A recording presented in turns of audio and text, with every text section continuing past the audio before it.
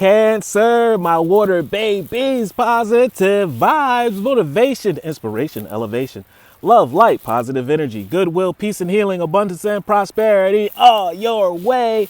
Please like, share, comment, and subscribe if this page has been a blessing to you. Check out my LinkTree. Link is in the bio. I do have some special treats there for you.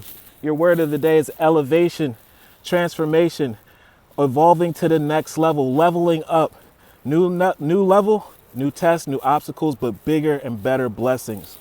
I free myself from fear and trust the universe. I direct my thoughts to beauty inside and around me. You create your promised land. You create your breakthrough by living in the moment, cherishing every little part, because the smallest screw in the table can jeopardize the stability of the entire project.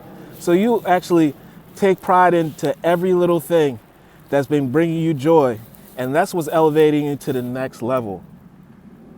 I use the spiritual strengths and knowledge that create light, and I rise above all doubt by staying positive. I'm radically in the solar system with my faith. I will not limit myself nor limit spirit to the blessings that they can give to me. Love one another.